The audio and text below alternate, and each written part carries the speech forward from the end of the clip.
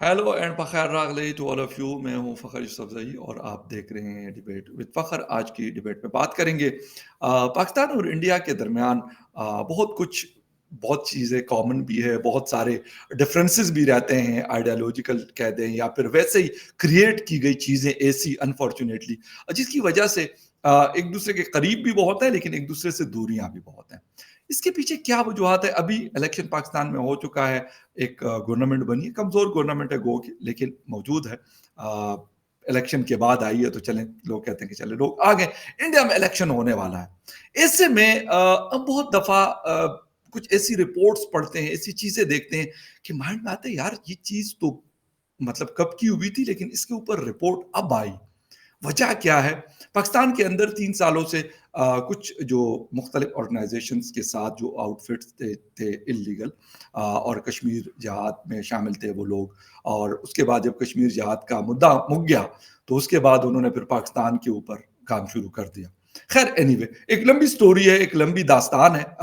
बात करते रहते हैं और करते भी रहेंगे हम उसके ऊपर। लेकिन जैसे-जैसे वो लोग मरना शुरू हुए, तो सवालात उठे कि भई कर कौन रहा है? अभी उसी हवाले से गार्डियन ने एक बड़ी इंपॉर्टेंट स्टोरी की है और उसमें उन्होंने कहा कि जी ये यूएई के ज़रिए और लोग भिजवाए गए इंडिया की तरफ से और ये सारी असैसिनेशन हुई। उन्होंने निजर के हवाले से भी बात की जो कनाडा में लास्ट ईयर उनकी असैसिनेशन हुई। क्या इस वक़्त क्योंकि इलेक्शन हो रहा है और मोदी साहब 3rd टर्म के लिए बड़े मज़बूत कैंडिडेट के तौर पर मौजूद है, तो क्या उनके ऊपर प्रेशर लाना और क्या डोमेस्टिक उनको कोई लॉस उससे हो सकता है? यानी इंडियन लोग इसके ऊपर क्या कोई इम्पैक्ट उनके हो सकता है कि वो वोट मतलब उनको मोदी जी को देना था और किसी और को दे दें, या नहीं, बल्कि उनका वोट बैंक बढ़ेगा, लेकिन इंटरनेशनली उनको क्या नुकसान हो सकता है? और या उनका एक मज़ीद गेस्चर बढ़ेगा, कद काठ बढ़ेगा कि नहीं, हम छोड़ते नहीं हैं। अगर ये हकीकत है, क्योंकि इस तरह की स्टोरीज़ हम न्यूयॉर्क टाइम्स में, वॉल स्ट्रीट जर्नल में, गार्डियन में बहुत देखते हैं, पाकिस्तान के हवाले से, इंडिया के हवाले से, बांग्लादेश, चीन के हवाले से। इसकी हकीकत क्या है, इस हवाले से आज बात करेंगे और बात करने के लिए मैं जॉइन कर रहे हैं हमारे बड़े अच्छे दोस्त भाई और senior analyst from India doctor Abhishek Mishra ji. Doctor साहब, thank you very much for joining my show. Thank you Fakhar भाई, आपको गुड इवनिंग, बखैर रागले। Thanks for inviting me, always a pleasure to be on your show. Is thank you very much, thank you very much. अच्छा doctor साहब, reports हम हमेशा देखते रहते हैं और हमारे जो वेस्ट एशिया की कंट्रीज या एशिया की कंट्रीज हैं, इनके हवाले से तो बहुत रिपोर्ट्स आती हैं। रिलीजियस फ्रीडम के हवाले से हम देखते रहते हैं, पॉवर्टी के हवाले से देखते रहते हैं। इस तरह की रिपोर्ट्स भी हम पढ़ते रहते हैं कि जी अब इंडिया, क्योंकि एक बात तो बड़ी क्लियर है और सबके सामने है कि इंडिया ने अपने आप को बड़ा मजबूत किया है। तो क्या ये उनके ऊपर प्रेशर डालने की टैक्टिक्स है, या ये हो सकता है, बल्कि मैं दोनों एंगल्स को देख रहा हूं, आपसे इसलिए पूछ रहा हूं कि आप दोनों एंगल्स पे बात करें। मुझे तो लगता है कि नरेंद्र मोदी साहब को लोग ज्यादा वोट करेंगे, वो कहेंगे यार हमारा प्राइम मिनिस्टर बड़ा तगड़ा आदमी है कि वो चीज जो 20-25 सालों से नहीं हुई उन्होंने अभी जाके कर दिखाई। अगर वो नहीं करते तो क्या प्रेशर डालने का एक टैक्टिक्स है वेस्ट की तरफ से, या क्या चीज? नहीं, देखिए, पहली बात तो ये न्यूज़पेपर जो है उसका नाम है गार्डियन, एंड जी। Guardian is infamous for anti India publication, ठीक है। Okay, right. तो अब इसको उसके ही नजर में देखा जाना चाहिए। मैंने ये न्यूज़ रिपोर्ट पढ़ी है। इस न्यूज़ रिपोर्ट का लुब्बे लुबाब ये है, उसमें दो दो सोर्स हैं और उन दोनों सोर्स के दो दो सोर्स है, यानी कि इंडिया का एक सोर्स है, पाकिस्तान का सोर्स हो गया दो, और इंडिया में दो सोर्स है और पाकिस्तान में दो सोर्स है। जी उन बिल्कुल। दोनों स्पाइस यानी टोटल 4 स्पाइस से बातचीत किया गया। 2 स्पाइस इंडिया में थे और 2 स्पाइस यानी कि जासूस पाकिस्तान में थे। इंडिया वाले ने कहा कि हमने जो प्रेरणा ली है वो सुन लीजिए, हमने जो प्रेरणा ली वो सऊदी अरेबिया से ली और इजराइल से ली। ओके। सऊदी अरेबिया ने जमाल खशोगी को मारा, उसके बाद से जो एमबीएस के जो डिसिडेंट्स वॉइसेस थी उनको एक चिलिंग मैसेज चला गया कि एमबीएस इज रूथलेस, वो किसी को छोड़ेंगे नहीं। तो उसके बाद से उनके अगेंस्ट में थोड़ा बहुत जो आवाजें निकल रही थी वो स्ट्रेट अवे बंद हो गई। उसके बाद उन्होंने कहा मोसाद से हमारे पास एक ऑफर आया। उन्होंने कहा कि यह हमने इसलिए किया क्योंकि पुलवामा अटैक के बाद हमने ये देखा कि यार हम तो हमेशा ही अंदर ही डिफेंस करते रहेंगे, अब समय ये आ गया है कि ये जो फोर्सेस काम करती हैं ये सारी की सारी पाकिस्तान में है, तो एक ही तरीका है कि सोर्स पर जाओ, अंदर तुम डिफेंड करते करते परेशान हो जाओगे पर कोई आउटकम नहीं आएगा। और उन्होंने फिर ये भी कहा कि इसको 3 तरीके के लोगों ने कैरी आउट किया। एक तो पुअर पाकिस्तानी, दूसरा उन्होंने कहा कि जिहादी, और तीसरा उन्होंने कहा कि लोकल पेटी क्रिमिनल्स को पैसे दिए गए। अच्छा, जिहादी जो पाकिस्तानी से उनको ये बताया गया कि ये जिनको तुम मारने जा रहे हो ये बेसिकली जो है इस्लाम के दुश्मन है, इसलिए इनको मार दो। तो they went and killed someone. ये as per the news report, I can read ji, out बिल्कुल, उसमें exactly. काफ़ी सारी चीज़ें हैं। हाँ, तो वो न्यूज़ रिपोर्ट में उनका यही कहना है कि भई वो उन्होंने उनको कन्विंस कर दिया कि जिसको तुम मारने जा रहे हो, वो सारे के सारे एंटी इस्लामिक फोर्सेस हैं, इसलिए जो तुम करने जा रहे हो वो एकदम सही चीज़ है।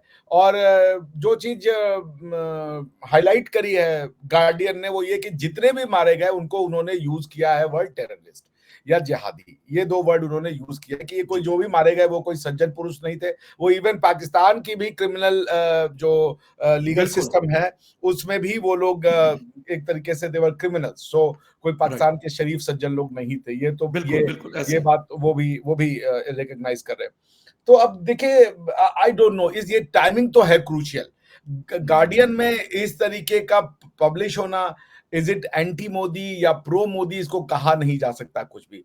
हो ओके, सकता है कि राहुल गांधी के सपोर्ट में लिखा गया हो, क्योंकि राहुल गांधी की जो अभी इलेक्शन कैंपेन है उसको एक जो मोदी से अलग फोर्सेस हैं जो पाकिस्तान के साथ दोस्ती चाहती हैं या अच्छे संबंध चाहती हैं, उनको वो करने के लिए कि देखिए ये मोदी की पॉलिसीज एंटी पाकिस्तान पॉलिसीज है, एंटी इस्लामिक पॉलिसीज हैं, इसलिए जी। आपको ये साथ देना। या ये भी हो सकता है कि भाई देखिए मोदी आपका हीरो है, घर में घुस के मार रहा है, अब हम नया हिंदुस्तान है। So both it depends on you कि आप इसको कैसे पढ़ें, but both the readings are possible.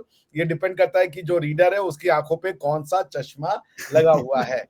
But अच्छा, ये टारगेटेड किलिंग हुई है, इसको 2 पार्टीज लेकिन डॉक्टर साहब, अगर मैं एज़ ए मतलब इंडियन वोटर आपसे पूछ लूँ कि वोट करना है आपने या आप जैसे और लोगों ने, अगर वो ये देखते हैं कि हाँ, इन लोगों की वजह से 20 या 30 साल कश्मीर में बहुत ज़्यादा हालात ख़राब रहे और अब उनको, हालाँकि इस वक़्त जिसे कहते हैं कि शायद इनकी वो इम्पोर्टेंस नहीं थी जो आज से 10-15 साल पहले हुआ करती थी, इन लोगों के जितने भी थे।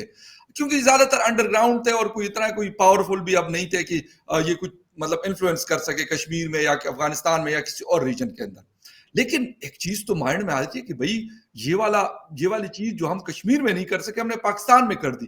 तो ये तो नरेंद्र मोदी साहब को फ़ायदा नहीं जाता इसका?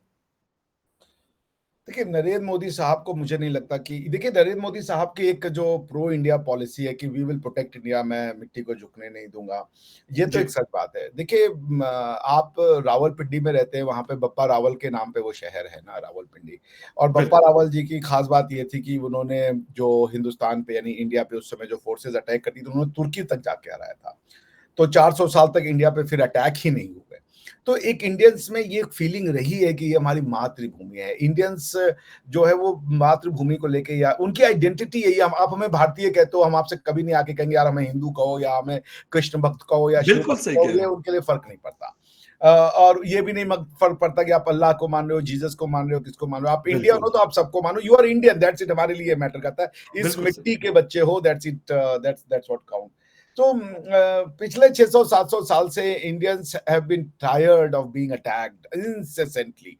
अब वो क्या क्यों हुआ इसको कोई बताने की जरूरत नहीं है। जी, तो अब पाकिस्तान की दिक्कत ये है कि पाकिस्तान, अब जो पाकिस्तान के बानिए थे यानी कि अलामा इकबाल, अब अलामा इकबाल साहब का एक शेर है, मैं कहीं कल बात कर रहा था तो मुझे सुनाया सर ने। तो वो ये था कि इन ताजा खुदाओं में बड़ा सबसे वतन है, जो पैरहन है इसका, सबसे वतन है जो पैरहन इसका है, वो मजहब का कफन है। यानी हुँ, कि इन ताजा खुदाओं में बड़ा सबसे वतन है, पैरहन है जो इसका, वो मजहब का कफन है। यानी कि जो वतन के नाम के खुदा, ताजा खुदाओं में, पहली बात तो अलामा की अंडरस्टैंडिंग एकदम ही गलत थी। ताजा खुदा तो ये लेके आए ना भाई, ताजा खुदा इब्राहिम लेके आए, उसके पहले लोग मूर्ति पूजा करते थे और अपने अपने धरतियों की ही पूजा करते थे लोग। तो ताजा खुदा आप लेकर के आए, उसके पहले सारी दुनिया अपनी धरती में अपने अपने जगह पे खुश थी, कोई किसी को वो नहीं करता था।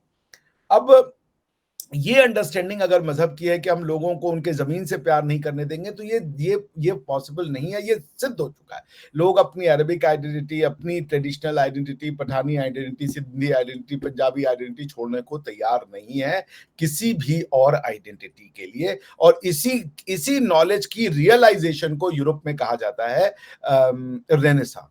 रोमन अंपायर को तोड़ करके, उसके बाद ओटोमन अंपायर को तोड़ करके, ऑस्ट्रो हंगरियन अंपायर को तोड़ के उन्होंने क्या बनाया?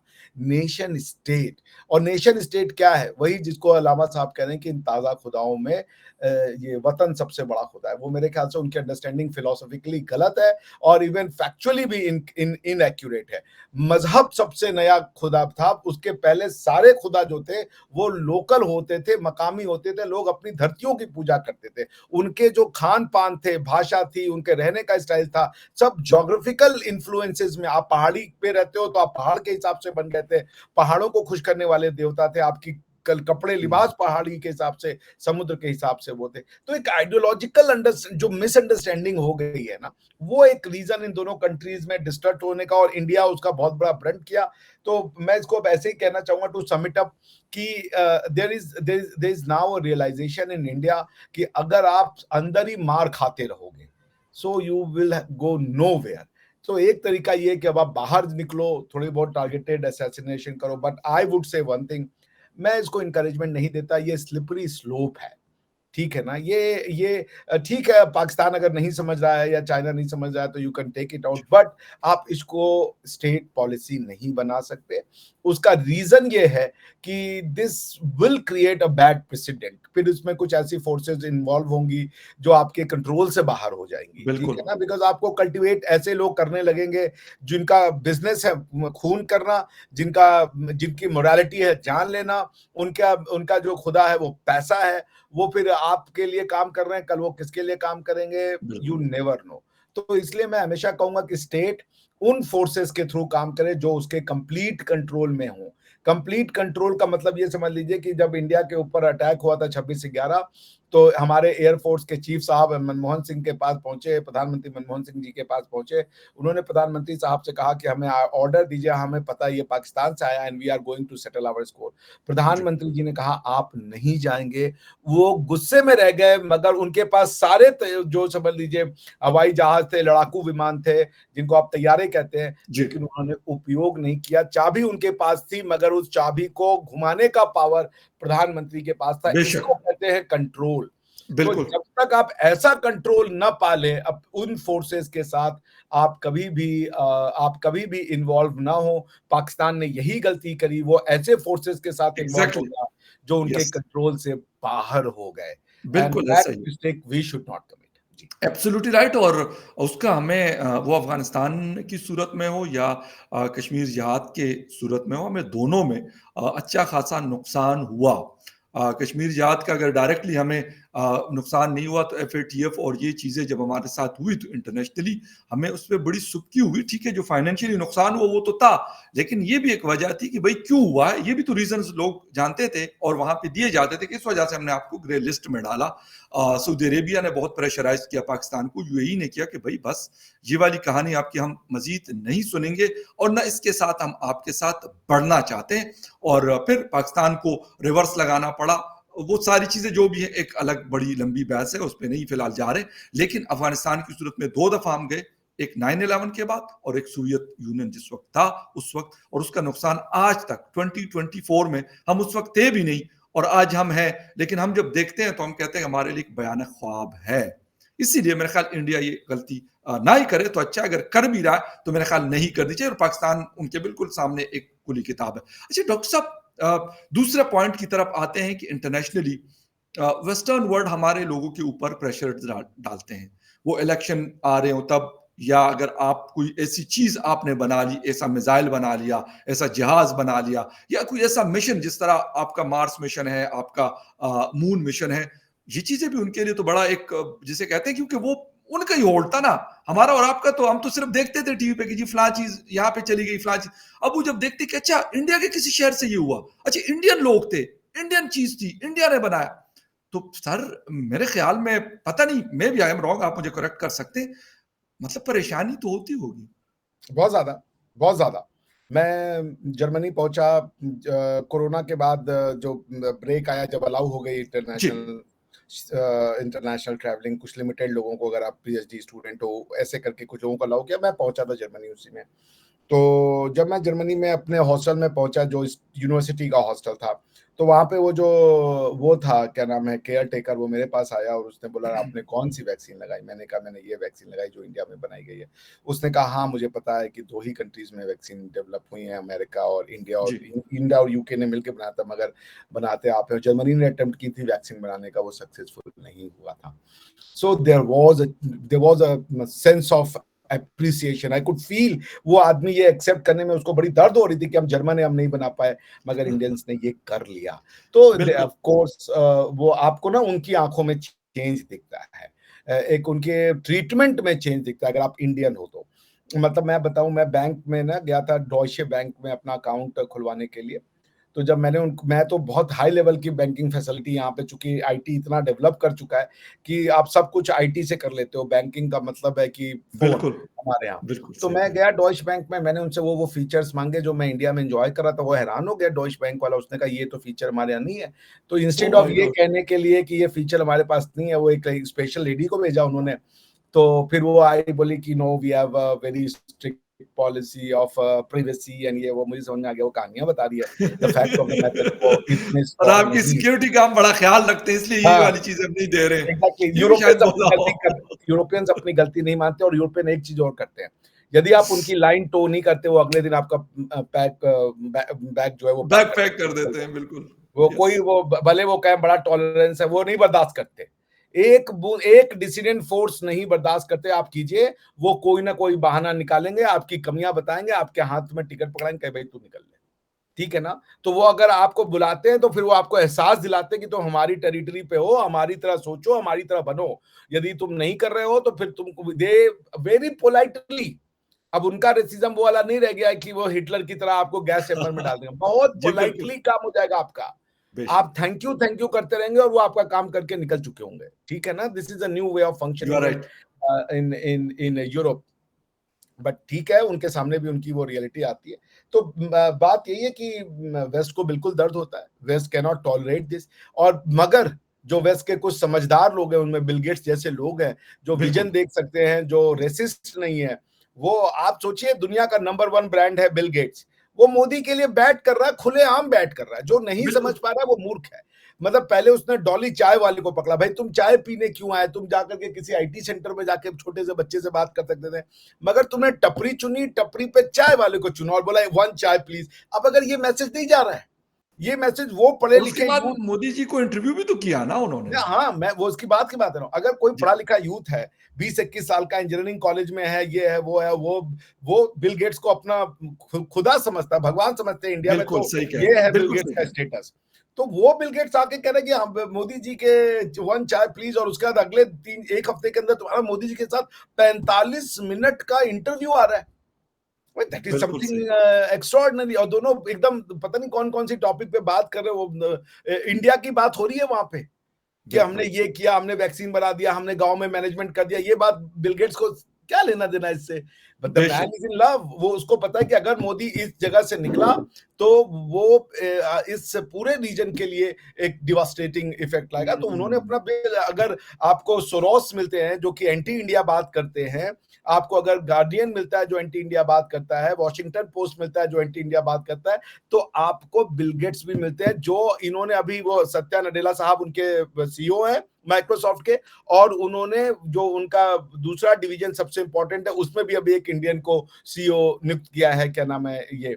So there are both kind of inimical forces and forces which wants India to shine and flourish. बहुत तरीके के वो हैं, दोनों तरीके के लोग हैं, जो इंडियन टैलेंट्स को चांस भी देते हैं, और उस तरीके के भी लोग हैं जो इंडियन टैलेंट को कहते हैं चल भैया निकल ले यहाँ से। तो इट्स अ मिक्स बैग। आपको कौन मिल जाए आप नहीं जानते।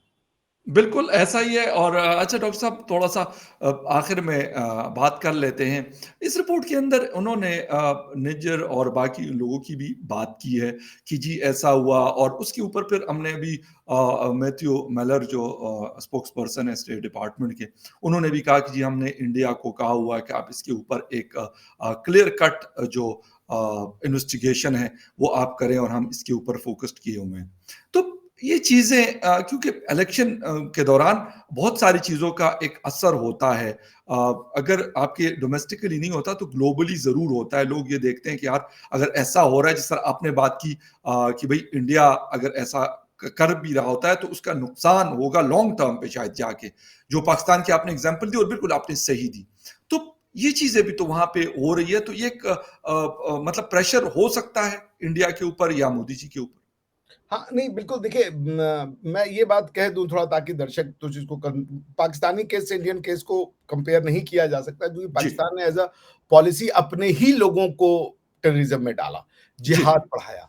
India right. ये नहीं कर रहा है, इंडिया ओके। जाके बाहर पैसा दे रहा है। तो there is a value difference comparable नहीं है। राइट। लेकिन मैं ये कहूँगा कि इस तरीके की चीज़ें नहीं होनी चाहिए। हालाँकि ओके। रियल पॉलिटिक है, लोग कहेंगे होना चाहिए बट ना हो तो बेहतर है क्योंकि आप आर्ग्यूमेंट से लोगों को कन्विंस करें और पाकिस्तान की जो इकोनॉमिक स्थिति आई है वो पाकिस्तान का अपना करनी है। पाकिस्तान अगर नहीं एक्सेप्ट करेगा तो वो सच्चाई उनके सामने आने वाले 10-15 साल में होगा कि situation will go out of the hand. फिर पाकिस्तानी बिल्कुल। लोग ही पाकिस्तानी से वो राइट। पाकिस्तान के जो जो जिम्मेदार लोग हैं उनसे पूछेंगे कि तुमने ऐसा क्यों किया और हमको आज ये कहाँ ले आके तुम पहुंचा दी हो क्योंकि चीजें आउट ऑफ कंट्रोल हो चुकी होंगी। और मैं इंडिया से इसलिए ये कहता हूँ कि ठीक है वी हैव अटैक्ड, हम मैचो बनना चाहते हैं और हम चाहते हैं कि हमारी दुश्मनों को हम घर में घुस के मारें। हुँ। मगर एक जो इंडिया की आज के इस डेट में जो जैसे मोदी जी ने कहा था पुतिन साहब को कि भाई ये युद्ध का जमाना नहीं है, बिल्कुल। ठीक है ना?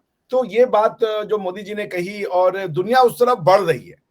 धीरे-धीरे बढ़ रही है। देखिए 2 आसार है, या तो बड़ा युद्ध होगा कि भैया एकदम कोई एक ऐसा फोर्स है जो समझना नहीं चाह रहा। लेकिन जो मेरी समझ है, जो मोहम्मद बिन सलमान साहब की जब मैं एक्शंस देखता हूँ, तो बिल्कुल। मैं बड़ा पुरसुकून हो जाता हूँ। फिर मुझे ना बड़ा रिलैक्स होता है कि देखिए अगर दुनिया वर्सेस इस्लाम की लड़ाई होनी थी तो वो अब नहीं होगी क्योंकि at least Mohammad bin Salman साहब ने अपने पैर जो है वो गाड़ दिए हैं कि हम रेनेसां ला हुँ। के रहेंगे। बिल्कुल। जहाँ तक ईरान की बात है उनकी डिस्पेंसेशन एंटी इजराइल हो सकती है, एंटी वर्ल्ड नहीं हो सकती। क्योंकि बिल्कुल सही मैं कह रहे हैं। अभी एक इजिप्शियन जो था उसने एक अपना वीडियो रिलीज किया है कि वो ईरान में गया था रोजे ये के दौरान में, उसने कहा कि यहाँ रोजा ही नहीं लग रहा है, सब लोग दुकानें खुली हैं खाना खाने, बड़ा हैरान हो गया कि ईरान सही। में ये क्या हो रहा है। उसने ये वीडियो रिलीज किया, अभी आप ओके। अगर नहीं देखे हो तो देखिएगा, बड़ा पॉपुलर हुआ। सही। He was criticising. सो मेरे कहने का ये मतलब है कि दुनिया को मोहम्मद बिन सलमान जैसे लोग भी हैं and I think he is the face of Islam right now, Mohammed bin Salman साहब। बिल्कुल। वो कह रहे हैं कि हमारा कल्चर, हमारा ट्रेडिशन जो दुनिया ने उनसे छीन लिया है, अरबों से उनका अरब भी बेचारे परेशान हैं। पहले तुर्कों ने छीन लिया, फिर इंडियंस ने छीन लिया, अब उनको ही बता रहे हो कि तुमको कैसे चलना है यार, वो हद हो गई है। हुँ। आप वो अब दुनिया से कह रहे भैया हमको हमारी चीज वापस दे दो, तुमने जो करना है तुम करो, वो तुम्हारी है। अरब कैसे चलेगा, ये मोहम्मद बिन सलमान। आज अभी कल देखिए कोई बड़ा टेररिस्ट था जो सऊदी अरेबिया भाग गया था इंडिया से कुछ टेररिज्म करके, उसको सऊदी अरेबिया ने डिपोर्ट कर दिया इंडिया की, ये आप लेके जाइए। हुँ। वो धड़ाधड़ हैंड ओवर करे, उन्होंने कहा कोई नोट, पहले एक समय था कि आप भाग जाते थे यूएई और सऊदी अरेबिया और वो उसको टॉलरेट करते थे, but now they have stopped. उन्होंने कहा नहीं ये नहीं होने वाला है बिल्कुल। क्योंकि आने वाले समय में सऊदीया की जो इकोनॉमिक्स है वो अब तेल से नहीं चल पाएगी, दे हैव टू डाइवर्सिफाई। तो पॉइंट ये है कि ये सब चीजें हो रही हैं। तो ये वो आर्टिकल था जो आप कह रहे थे, जो वो बिल्कुल। गार्जियन वाला, तो मैंने शेयर कर दिया। सो बॉटम लाइन यही है कि आई सी की दुनिया में जो है नेता जो हैं अभी आज के डेट में, fortunately we have good people. Fakhar भाई, हुँ। This is a good thing, ठीक है ना?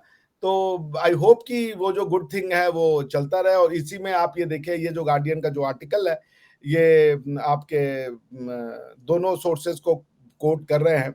जैसे एग्ज़ैक्टली। ये अगर आप कहेंगे तो मैं पाकिस्तानी सोर्सेस को हाँ, बिल्कुल मैंने इसको बिल्कुल उसमें बिल्कुल इसका सेकंड पैराग्राफ में जो मैं पढ़ रहा था तो उसमें सेकंड पैराग्राफ में ये सारी चीज़ें दी गई हैं उस हवाले जी, से। जी, ये काफ़ी लंबा आर्टिकल है, बिल्कुल। मगर उन्होंने बड़े उसके साथ खुलासा किया कि उन्होंने जिहादियों को भी मारा है, खालिस्तानियों को भी मारा है पाकिस्तान में जाके। तो ठीक है, ऐसे फोर्सेस को अगर बेहतर ये है कि पाकिस्तान कंट्रोल करे और इनको ना जगह दें तो बेहतर है, क्योंकि पाकिस्तान के लिए भी बेहतर है कि अब पाकिस्तान बिल्कुल। अपना जो फेस मोहम्मद बिन सलमान साहब इस्लाम का अगर प्रस्तुत करना चाह रहे हैं या मोहम्मद बिन जायद साहब प्रस्तुत करना चाह रहे हैं, आप अगर उसका उल्टा फेस करेंगे प्रस्तुत, तो फिर आप इस्लाम की सेवा तो नहीं कर रहे होंगे, बिकॉज कि जो इस्लाम के जनक हैं वो कह रहे हैं कि हमारे यहाँ मंदिर बनाओ, और आपके यहाँ पे अगर लोग ये कहेंगे कि वो गलत लोग हैं और उनके ऊपर अजाब आएगा, उनके ऊपर ये होगा, तो फिर आप जो है अरबों के साथ फिर नहीं सिंक्रोनाइज हो पाएंगे, क्योंकि अरब अब आगे बढ़ चुके हैं एंड दे हैव डिसाइडेड कि हमें आगे बढ़ना। भाई आप यूएई तो गई है ना, बिल्कुल जरा यूएई का माहौल कहीं लगता है पाकिस्तान के लोग अगर यूएई जाए तो हैरान हो जाएंगे कि अरबों में क्या हो रहा है यार। ऐसा ही है, तो वो वहां ऐसा पे ही लड़कियां छोटे कपड़ों में फिर रही हैं, उनको कोई बिल्कुल ऑब्जेक्शन है, नहीं है, वहां पे पूरा फ्रीडम है, वहां पे आप जाकर के इंडियन जो है वो हिंदू जो है बड़े बड़े पोजीशंस पे बैठे हुए हाँ हैं, बड़ी बिल्कुल, बड़ी वो कर रहे हैं रेस्टोरेंट्स में, वहां अब अरबों को कोई प्रॉब्लम नहीं है। ये तो एग्जैक्टली आपकी आपकी समस्या हो गई है। तो बॉटम लाइन हम ये कहें कि अगर पाकिस्तान नहीं मॉडर्नाइज हुआ तो पाकिस्तान फिर सिर्फ आइसोलेटेड नहीं होगा, पाकिस्तान विल बी, जिसे कहते हैं तन्हाई जेल, एक तरीके बिल्कुल के लोनलीनेस में आ जाएंगे, बिकॉज लोग आपको समझने वाले नहीं होंगे। आप अरबों को भी गाली दे रहे होगे, आप अफगानों को भी गाली दे रहे होगे, बिकॉज आप कितनी बार कहोगे कि ये ताजा खुदाओं में सबसे नया खुदा वतन है। भाई अल्टीमेटली सारी दुनिया वतन की बात कर रही है। अरब जब कहता है उसमें यूनाइटेड अरब एमिरेट्स बना के दिखाया, यूनाइटेड एग्जैक्टली मुस्लिम एमिरेट नहीं बनाया बिल्कुल उसने। तो ये बिल्कुल जब तक ऐसा ही अरब अपने आप को ये कहता रहेगा हम अरबी हैं, तो वो ये कहता है कि ताजा खुदा अरब, ये वतन नहीं है ताजा खुदा, ये बात के खुदा आए।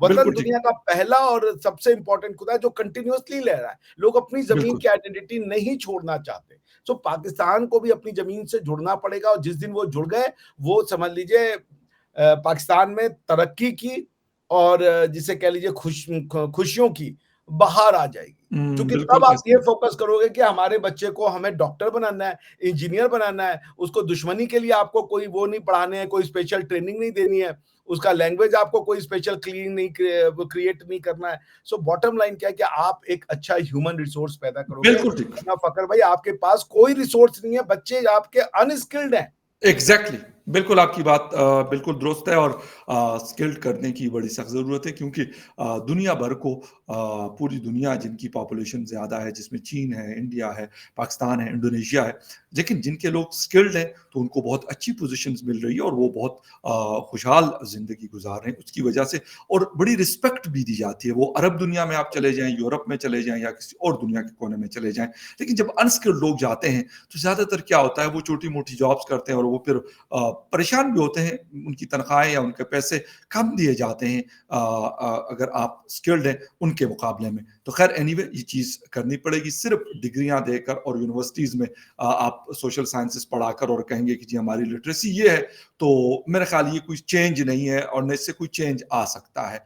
किसी मुल्क में भी नहीं आएगा तो पाकिस्तान में क्या आएगा? साइंस एंड टेक्नोलॉजी की बहुत ज़्यादा ज़रूरत है और स्किल्ड लोगों की। मैं तो कहता हूँ कि बच्चों को स्किल्ड किया जाए, उनको हुनर सिखाया जाए, कोई भी हो, लेकिन वो कहीं न कहीं जाकर वो एडजस्ट हो जाएगा और वो आगे बढ़ेगा और उसके साथ अगर उसकी तालीम है, वो एजुकेटेड है, तो फिर ज़्यादा फ़ायदा सोसाइटी को या दुनिया को पहुँचा सकता है। डॉक्टर साहब थैंक यू वेरी मच, आपके टाइम का बहुत शुक्रिया कि आपने शो जॉइन किया and viewers thank you very much for joining debate with Fakhar Yousafzai. किसी और डिबेट में आपसे फिर मुलाकात होगी, तब तक के लिए take care, bye. Bye. Thank you very much.